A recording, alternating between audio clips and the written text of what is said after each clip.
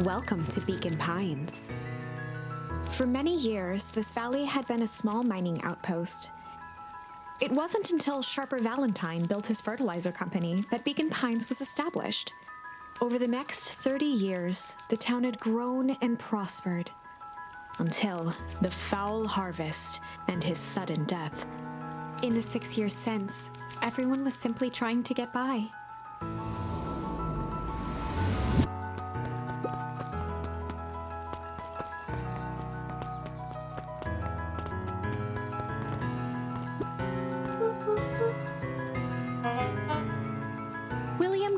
Was the CEO of Perennial Harvest Company. He had become a fixture around town over the past few years. After the failing of Valentine fertilizer, the town was hungry to welcome a new source of employment.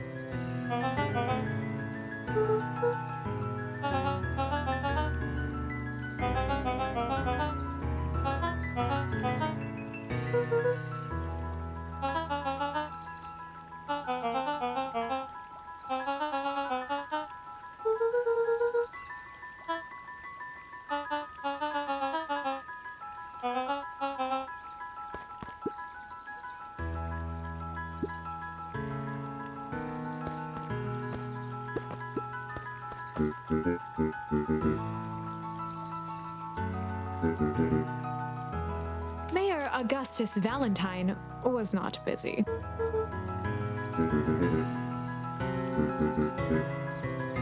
Flustered, Gus instinctively loosened his tie.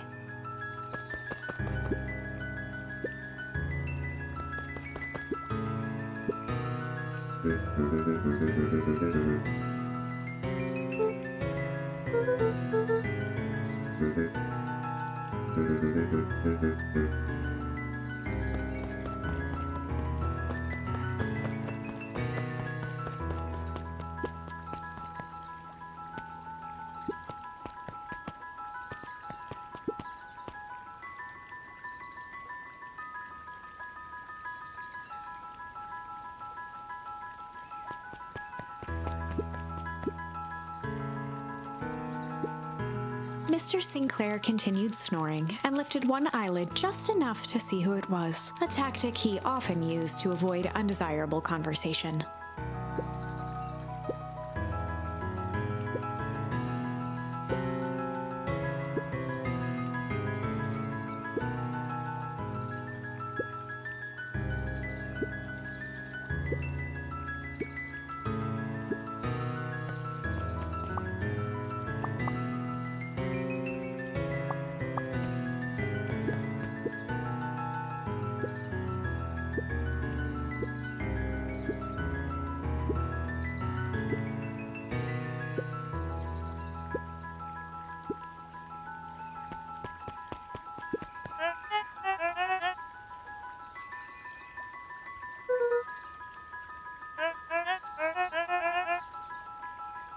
He pulled a pen from the pocket of his sweater vest and began to frantically jot something down on a clipboard.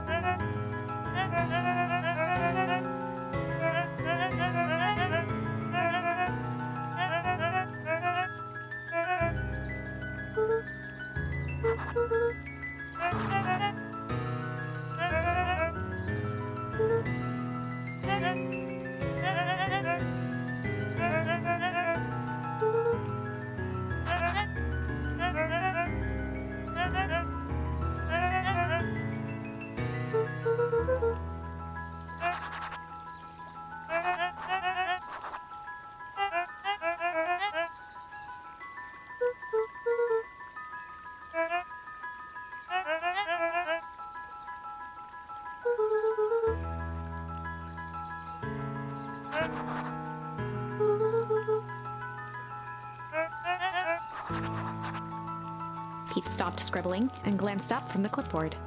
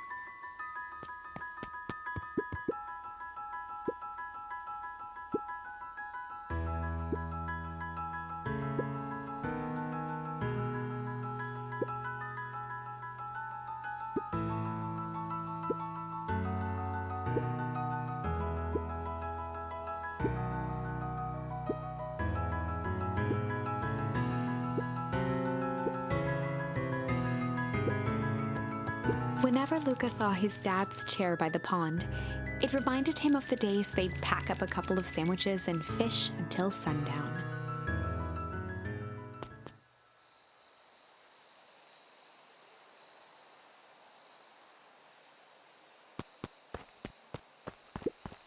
Luka opened the tackle box and picked the perfect bait. Luka tied a shoestring to the hook. What fish could resist a nice shoestring?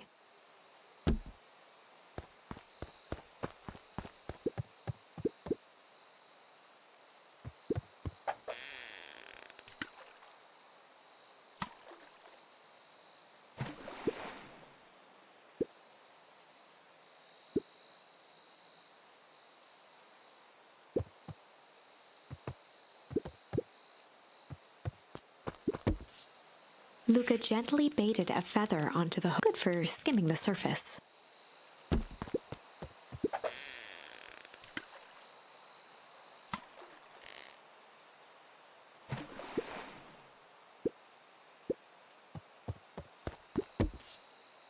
Luka tied a what fish could resist?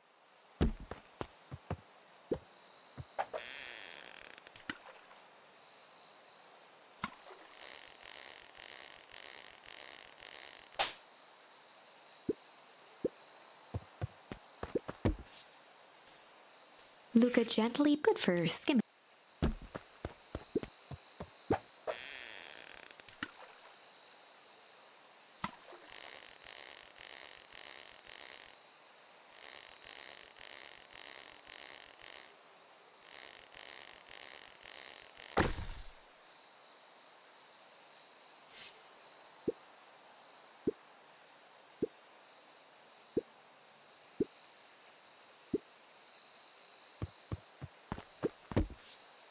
Luka gently baited a feather, good for skimming.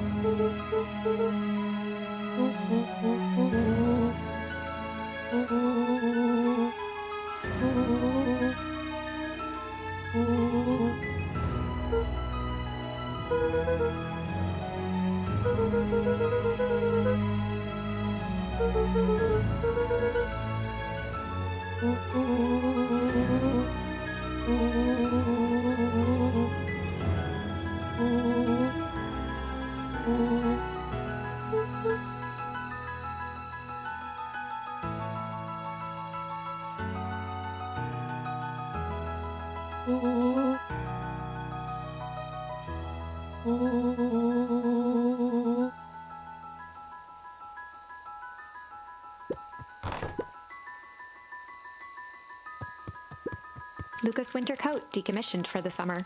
With the cold holding out longer than usual, he reconsidered its usefulness.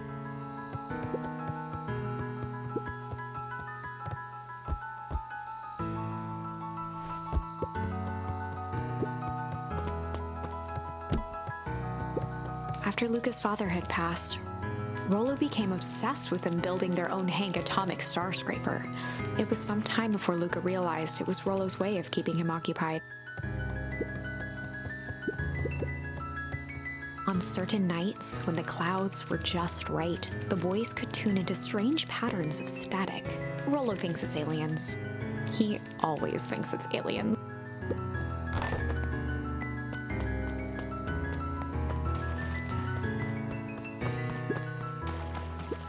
The boys had a good thing going. As long as they kept old Jeff happy, they had an endless source of precious materials to add to the treehouse.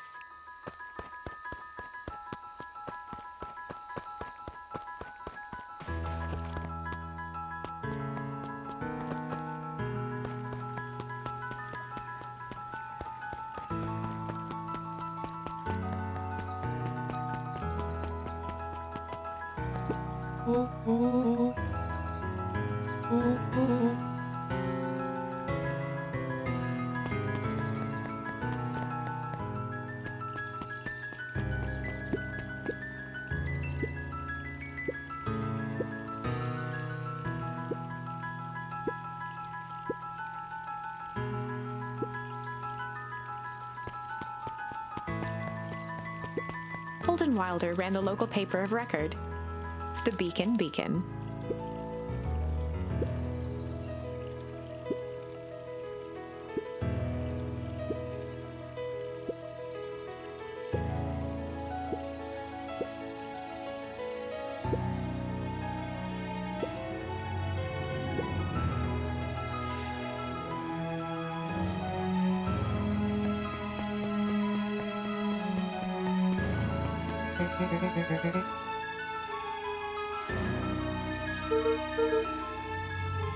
Oh, right. Rendezvous with Roxy. This is an important turning point. The first time where your charms will change the course of fate. And currently, we only have one suitable charm at our disposal. Have no fear, we can always return later using the Chronicle once we find more charms. Well, now I'm just rambling. Where were we?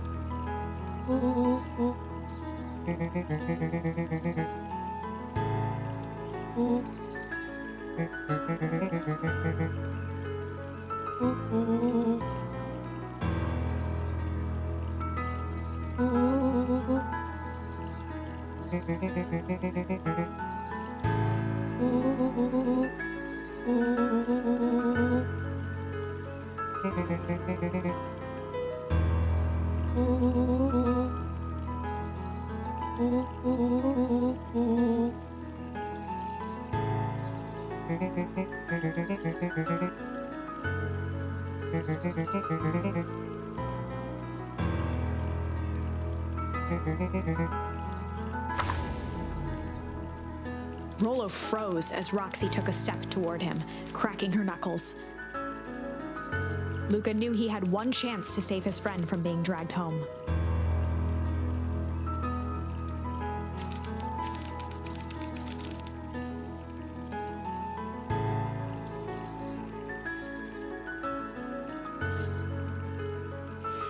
In the past, he found the best way to deal with an enraged Roxy was to be a little chill.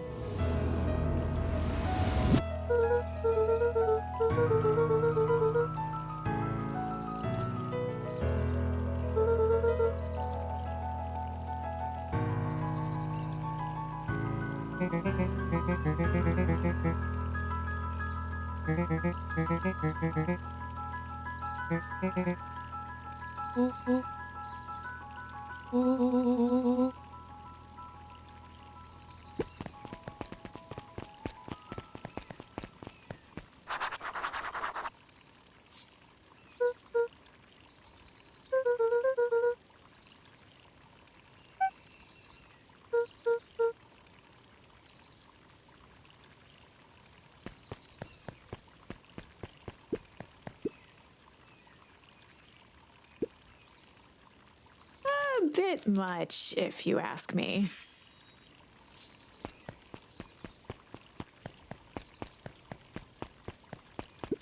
Miss Hatch could often be found near the fountain, too absorbed in a book to be distracted.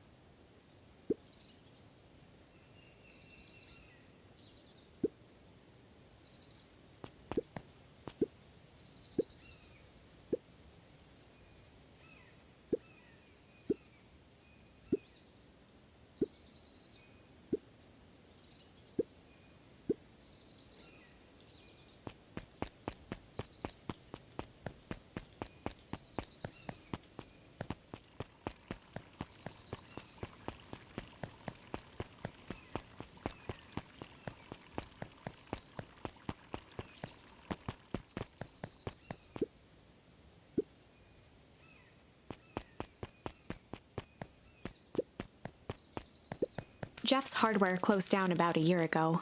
The effects of the foul harvest stretched wide. When there are no crops in the field, tractors don't need fixing.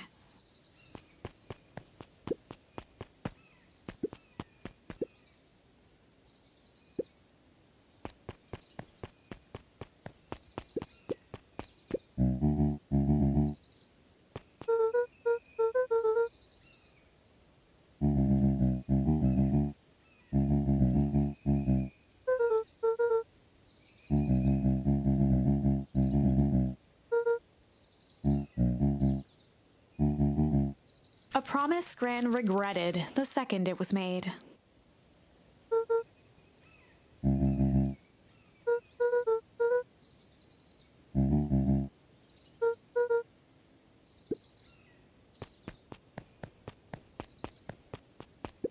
The phone booth was brand new. Part of Perennial Harvest's it didn't see much use.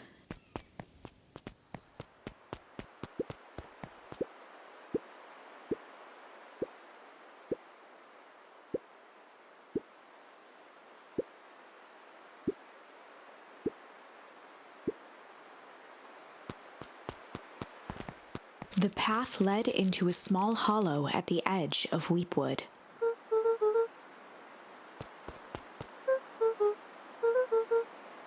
The fence thrummed with a gentle electric buzz. Luka often asked himself what Rollo would do, so that he could rule out that option.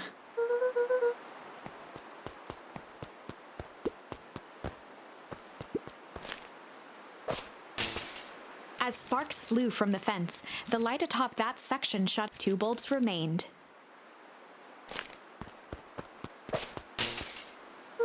One more to go. The fence's buzzing gave way to silence. Every kid in town knew the old Valentine fertilizer building. Long abandoned, the warehouse once served as the industrial heart of Beacon Pines. Now, it stood only as a reminder of things left behind. The dormant building showed strange signs of life. There was only one way to find out.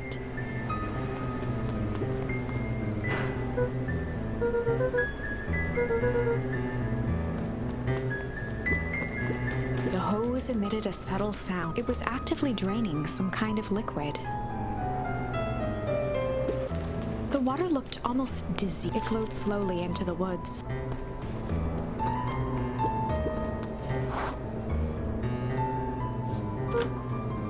Luka thought he heard faint sounds coming from the other side of the door. He pressed his ear against the cold metal to hear better. The sound of footsteps grew louder.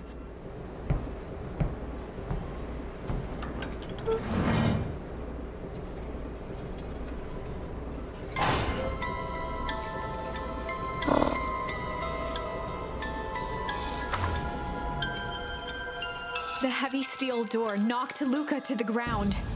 Disoriented, he looked up to see an imposing figure silhouetted in a green glow. It lunged toward him. He tried to scramble away, but felt a gloved hand latch onto his ankle. Luka watched his fingernails leave trails in the dirt as the hand slowly dragged him back through the door, into the lab, into the green light.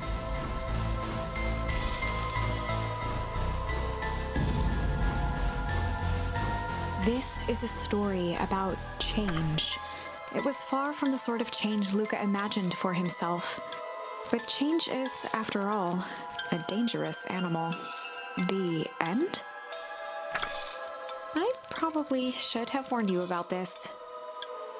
There are many paths that our story can take. Most will end in tragedy, but don't let that discourage you. We will find the ending that this story deserves. I just know it. From here on out, a charm will have a check mark when it's been used to its full potential at a given turning point. Now, let's try something different.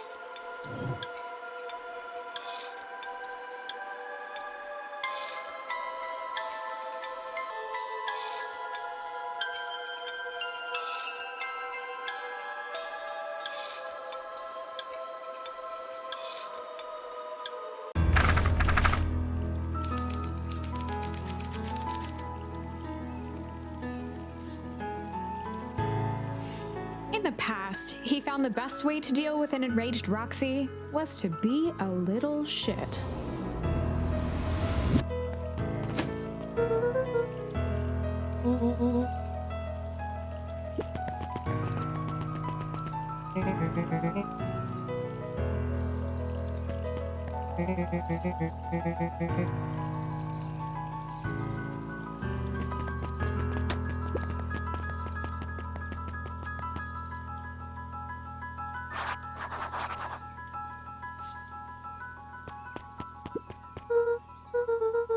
Solomon Valentine, current ward of and future successor to the Valentine fortune, huffed as he brushed off his pants.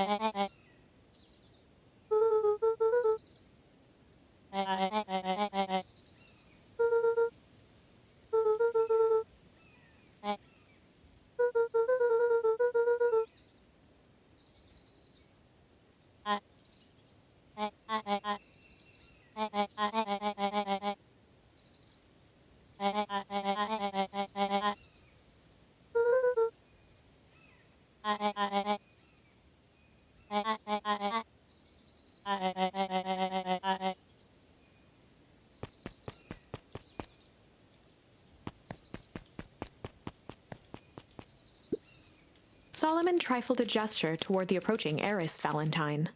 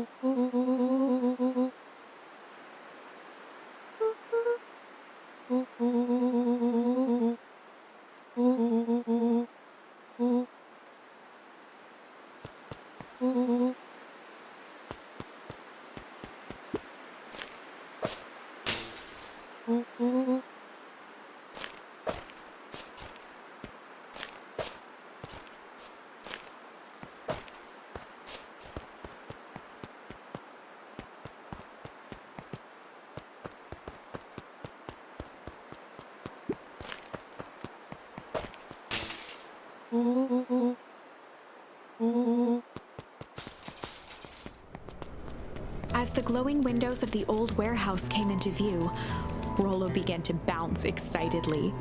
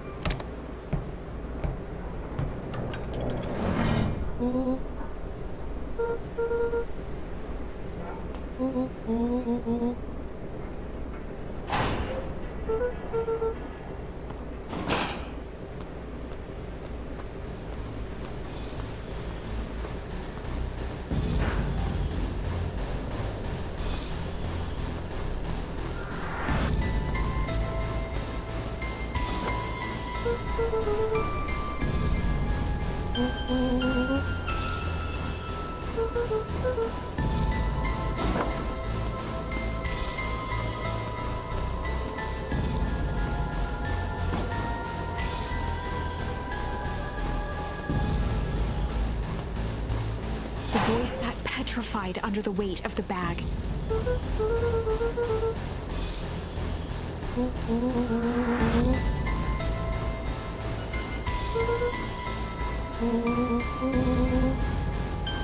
Rollo felt around at the large sack which burdened them. He snapped off a tag from just within a small zipper opening in the bag. Rollo held the badge up to a faint shaft of light within the dumpster.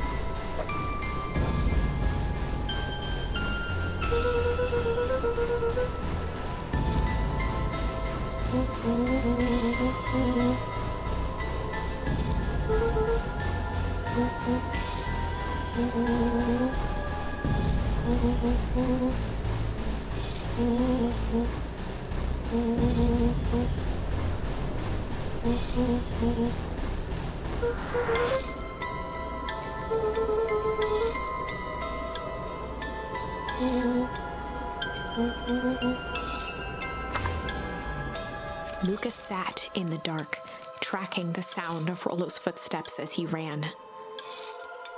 1, 2, 3. He pressed his ear to the dumpster wall, straining to hear Rollo's footsteps as they faded away. 15, 16, 17.